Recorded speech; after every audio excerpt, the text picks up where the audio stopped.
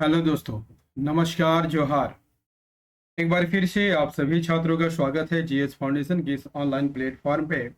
और दोस्तों, आज के सेशन में हम लोग करने वाले हैं इंडियन पॉलिटी के टॉप 15 एमसीक्यू। इसके साथ आपको मिलने वाला है full explanation.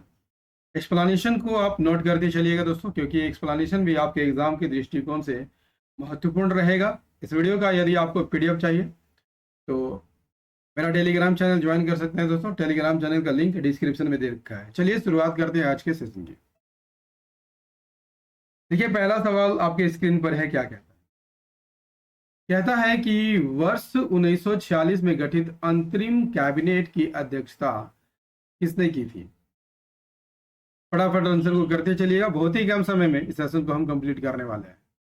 Answer is the option B, Jawaharlal Nehru ने। पॉइंट्स को देखते हैं। देखिए, 1946 में अंतरिम सरकार का गठन किया गया था। अध्यक्ष जवाहरलाल नेहरू थे। ठीक है। मंत्रिमंडल में कांग्रेस और मुस्लिम लीग के सदस्य भी शामिल थे। जवाहरलाल नेहरू, ठीक है, कार्यकारी परिषद के उपाध्यक्ष, विदेशी मामले और राष्ट्रमंडल संबंधित थे। ठीक है। सरदार वल्लभ भाई पटेल गृह मंत्रालय, सूचना और प्रसारण मंत्री थे। राजेंद्र प्रसाद की बात कर लिया जाए, कृषि और खाद्य विभाग नहीं मिला था। बलदेव सिंह रक्षा मंत्रालय का प्रभार संभाल रहे थे। चक्रवर्ती राजगोपालाचारी शिक्षा मंत्री और कला मंत्रालय से संबंधित थे। जगजीवन राम को श्रम मंत्री बनाया गया था। जोगेंद्र नाथ मंडल जो है कानून मंत्री बनाए गए थे। अब्दुल रब नस्तर को रेलवे और संचार, डाक और वायु विभाग मिला था।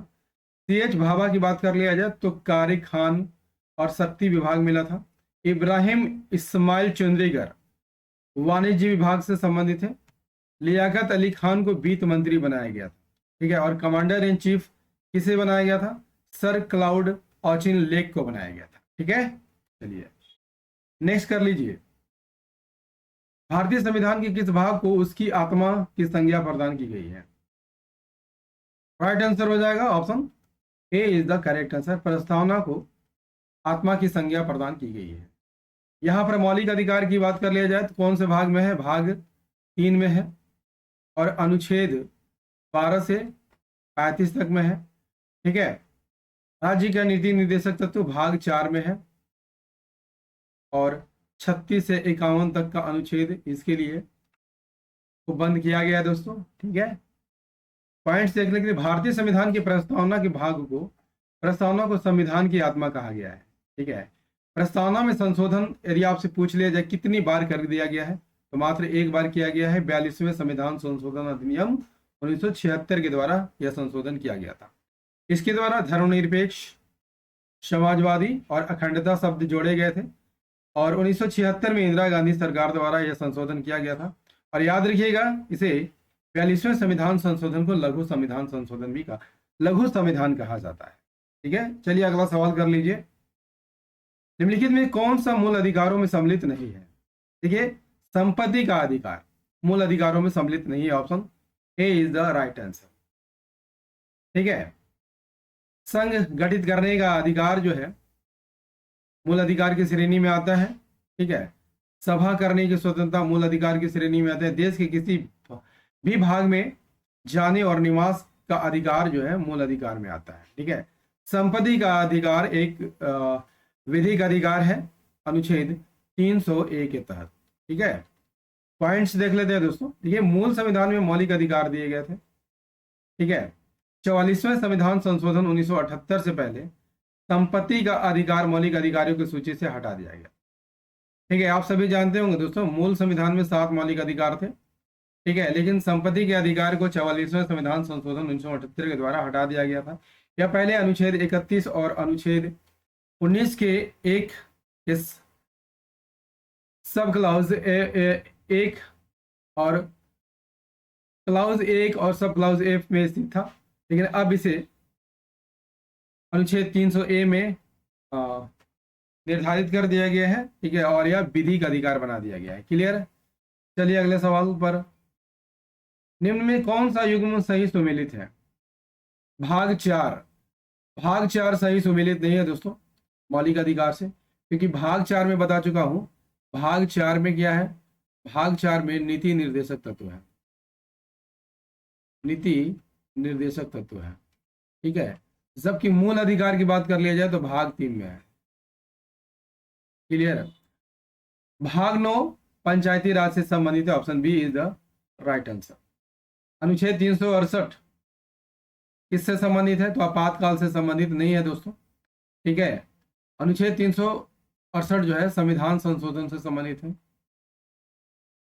ठीक है। जबकि आपातकाल का प्रावधान, ठीक है, 352 से लेकर 360 तक में किया गया है। क्लियर?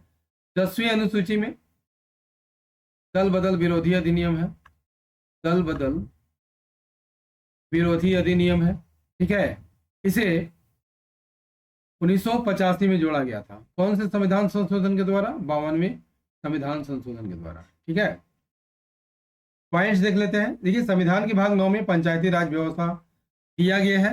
यह कब जोड़ा गया? 73वें संविधान संशोधन 1992 द्वारा जोड़ा गया था, ठीक है। अनुच्छेद 243 से 243 ओ तक में समाहित है। पंचायतों के गठन, चुनाव और शक्तियों और उत्तरदायित्व से संबंधित है। भाग 4 के में क्या है? नीति निर्देशक तत्व है। भाग 3 में मूल अधिकार है और अनुच्छेद 368 जो है संविधान संशोधन से संबंधित है। देखिए फटाफट यहाँ पर सेशन को करते चल रहे हैं दोस्तों। सेशन को लाइक जरूर करते चलिएगा। सर्वसम्मति से निर्वाचित भारत के प्रथम राष्ट्रपति कौन थे? इसका राइट आंसर हो जाएगा option C, N Sanjiva Reddy, यानी नीलम संजीव रेड्डी। नीलम संजीव रेड्डी 25 जुलाई 1977 से 25 जुलाई 1982 तक भारत के कौन से राष्ट्रपति रहे थे? छठे राष्ट्रपति रहे थे, ठीक है। उन्हें सर्वसम्मति से चुना गया था, ठीक है। और वे भारत के पहले राष्ट्रपति थे जिन्हें सर्वसम्मति से चुना गया था। कब चुना गया था? 1977 के चुनाव में। नेक्स्ट कर लीजिए, लोकसभा का कोरम कुल सदस्य संख्या का कितना में पूरा होता है? राइट आंसर हो जाएगा ऑप्शन डी, 1/10।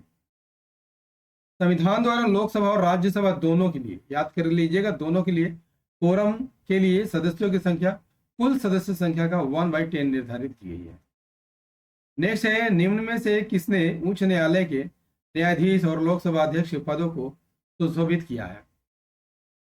इसका राइट आंसर हो जाएगा ऑप्शन बी, के एस हेगड़े, ठीक है। के एस हेगड़े सर्वोच्च न्यायालय के न्यायाधीश के रूप में भी काम किया है और लोकसभा अध्यक्ष के रूप में भी काम किया है। अगला सवाल कर लीजिए, राज्यपाल निम्न में किसकी नियुक्ति नहीं कर सकता है? मुख्यमंत्री की कर सकता है, राज्य लोक सेवा आयोग के अध्यक्ष की कर सकता है, महाधिवक्ता की भी करता है, ठीक है। लेकिन उच्च न्यायालय के न्यायाधीश की नियुक्ति कौन करता है? राष्ट्रपति करता है। Option A is the right answer. उच्च न्यायालय के न्यायाधीशों की नियुक्ति भारत के राष्ट्रपति द्वारा की जाती है और यह नियुक्ति जो है भारत के मुख्य न्यायाधीश, चीफ जस्टिस ऑफ इंडिया और संबंधित राज्य के राज्यपाल के परामर्श पर की जाती है, ठीक है। चलिए अगला सवाल। देखिए, शिक्षा का विषय किस सूची का विषय है? तो याद रखिएगा, शिक्षा का विषय समवर्ती सूची का विषय है। Option C is the right answer, ठीक है। 42वें संविधान संशोधन 1976 के द्वारा शिक्षा को राज्य सूची से समवर्ती सूची में शामिल किया गया था। सॉरी, वित्त आयोग में अध्यक्ष के अतिरिक्त कितने सदस्यों की व्यवस्था होती है? का राइट आंसर हो जाएगा 4 सदस्यों की व्यवस्था होती है। वित्त आयोग से संबंधित पॉइंट्स को देखते हैं। देखिए, वित्त आयोग के अध्यक्ष और इसमें कितने सदस्य होते हैं? 4 सदस्य होते हैं, ठीक है। आयोग की स्थापना किस अनुच्छेद के अंतर्गत की गई है?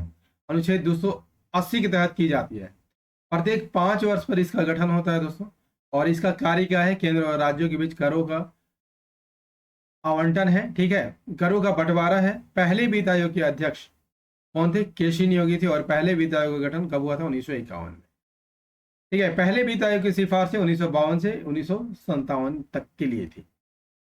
नेक्स्ट है, लोकतांत्रिक विकेंद्रीकरण का सुझाव किसने दिया था? राइट आंसर हो जाएगा बलवंत राय मेहता समिति द्वारा दिया गया था। Option D is the right answer. देखिए, लोकतांत्रिक विकेंद्रीकरण का सुझाव बलवंत राय मेहता ने दिया था, ठीक है। भारत में लोकतांत्रिक विकेंद्रीकरण को ही पंचायती राज के नाम से जाना जाता है। याद रखिएगा, सबसे पहले पंचायती राज कब और कहां लागू किया गया था? 2 अक्टूबर 1959 को राजस्थान के नागौर जिले में लागू किया गया था, ठीक है। और इसके 9 दिन बाद यानी 11 अक्टूबर 1959 को आंध्र प्रदेश में पंचायती राज का उद्घाटन किया गया था, ठीक है। चलिए अगला सवाल, पहली बार भारतीय संविधान का संशोधन कब हुआ था? पहली बार भारतीय संविधान में संशोधन कब हुआ था दोस्तों? इसका राइट आंसर हो जाएगा ऑप्शन ए, 1951 में हुआ था।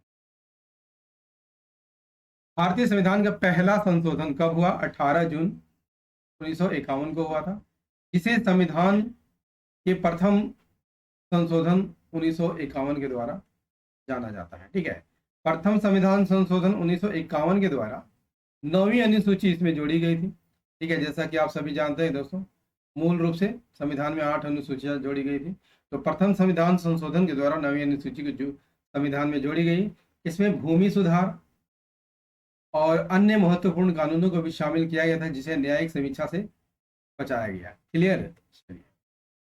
नेक्स्ट है, संविधान सभा की अंतिम बैठक कब हुई थी? अंतिम बैठक की बात हो रही है दोस्तों, जैसे कि आप सभी जानते हैं कि 9 दिसंबर 1946 को प्रथम बैठक हुई थी, और इसी दिन जो है सच्चिदानंद सिन्हा को अस्थायी अध्यक्ष बनाया गया था। अस्थायी अध्यक्ष बनाया गया था संविधान सभा का। तो राइट आंसर क्या हो जाएगा? Option A is the correct answer. 24 जनवरी 1950 को संविधान सभा की अंतिम बैठक की गई। देखिए, भारतीय संविधान सभा की पहली बैठक 9 दिसंबर 1940 को की गई थी, और सच्चिदानंद सिन्हा को संविधान सभा का अस्थायी अध्यक्ष बनाया गया था, और उसके 2 दिन बाद यानी 11 दिसंबर 1946 को डॉक्टर राजेंद्र प्रसाद को संविधान सभा का अस्थायी अध्यक्ष बना दिया गया था। ठीक है, और याद रखिएगा 13 दिसंबर 1946 को JL नेहरू द्वारा, ठीक है, उद्देश्य प्रस्ताव पेश किया गया। उद्देश्य प्रस्ताव पेश किया गया। नेक्स्ट है, किस संविधान से भारतीय संविधान ने कानून के शासन, संसदीय प्रणाली और कानून निर्माण प्रक्रिया की प्रेरणा ग्रहण? इसका राइट आंसर हो जाएगा ब्रिटिश संविधान से। Option B is the right answer. भारतीय संविधान ने कानून के शासन, संसदीय प्रणाली और कानून निर्माण की प्रक्रिया की प्रेरणा मुख्य रूप से ब्रिटिश संविधान से ली है, और साथ ही साथ भारत सरकार अधिनियम 1935 भी इसका आधार बना है। नेक्स्ट है, कल्याणकारी राज्य की संकल्पना का समावेश भारत के संविधान में कहां से किया गया है? इसका राइट आंसर हो जाएगा ऑप्शन नीति निर्देशक तत्व में किया गया। कल्याणकारी राज्य की संकल्पना नीति निर्देशक सिद्धांतों से दिया गया है। ठीक है, यह भाग 4 में है, अनुच्छेद 36 से 51 तक में है, और आयरलैंड के संविधान से लिया गया है। नीति निर्देशक तत्व जो है कार्य की राज्य के कर्तव्य है, और राज्य का नीति निर्माण के समय से इसे लागू करना होता है। दोस्तों, इंडियन पॉलिटी का फटाफट सेशन मैंने करा लिया है। सेशन आपको कैसा लगा कमेंट करके जरूर बताइएगा। यदि सेशन पसंद आया हो दोस्तों तो एक लाइक कर दीजिएगा, इसे अपने दोस्तों के साथ जरूर शेयर कीजिएगा। और यदि आप भी इस चैनल पर नए हैं और अभी तक चैनल को सब्सक्राइब नहीं किया है तो जरूर सब्सक्राइब कर लीजिएगा, बेल आइकन को प्रेस करना मत भूलिएगा। मिलते हैं अगले सेशन में, तब तक के लिए जय हिंद, धन्यवाद।